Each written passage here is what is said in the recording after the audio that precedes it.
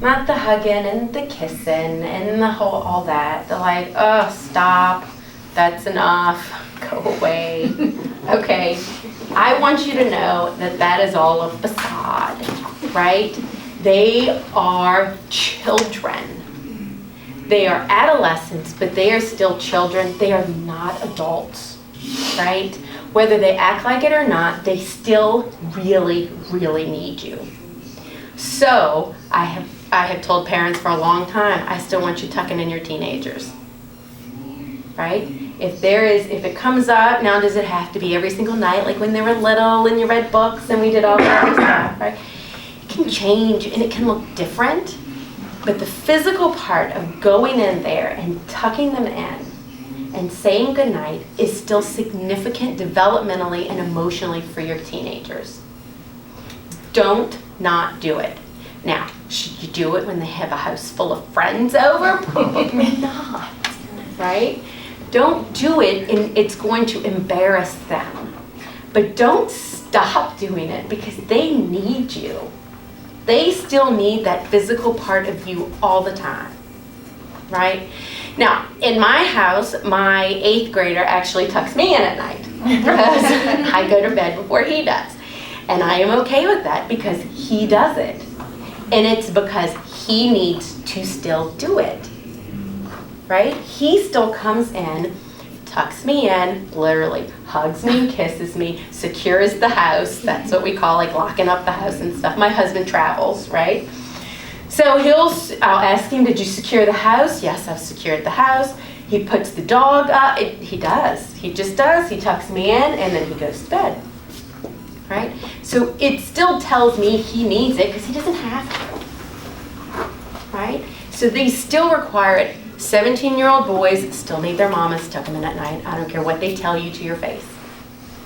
Because they would feel it if you didn't.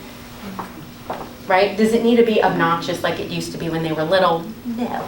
It can be modified, but there still needs to, don't turn off that because you think that they don't want it, because they are pushing away from you. They really are pushing away from you. They're supposed to, right? We want them to launch into their life. We want them to go away, right? They need to go to college. They do, they need to go. We don't want them to stay living in your house forever. Just see the movie Failure to Launch? Yes. So we don't want that, right? We really want to encourage them to be independent and leave, but that it's not appropriate when they're 15, right? When they leave, it's supposed to be a tough goodbye, but they're supposed to still go, okay, and not come back. Right? The other part is that I want you to think of it as that we spend most of our lives in adulthood, right? The least amount of time we have is children. So we need to cherish their childhood as much as we can because they will be adults the longest, right? So it's quick, right? If you have an adolescent, you are on a time-limited basis with this child all the time. Now, are they gone forever? No, you'll see them, right? But it won't be ever like this. They won't be in your house. Well, that's the goal.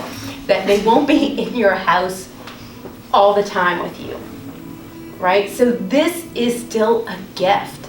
Adolescence is, thank you, Jesus, that they're here. Thank you that they got home safe, right? That they're still in my house. Thank you that they messed up and I can help them fix it. Thank you that they wrecked the car and they're okay. And I can help them figure out what to do now. Like, how do we manage a wrecked car?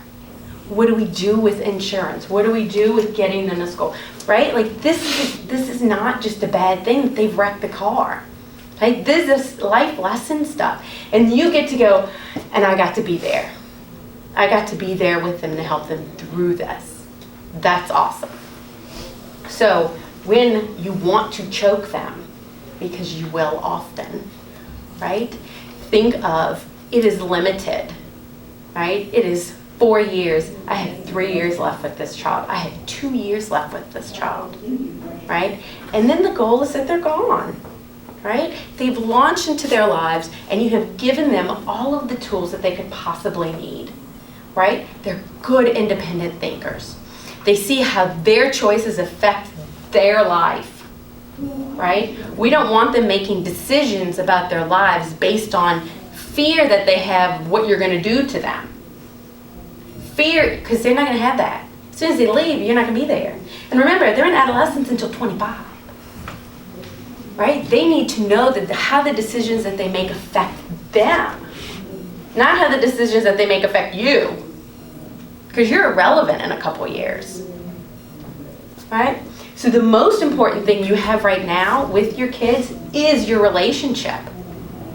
So all of the things that we've talked about is about maintaining that relationship. Your kids are going to make better choices in adolescence because of the love and respect that they have for you, right? Not because of the fear. So that's why the relationship is so significant. That's why I tell parents to spend a lot of time on your knees in adolescence, right? Because adolescence is about the relationship. That's why they don't do things. It's because they don't want to disappoint you because they respect you and love you so much. Okay.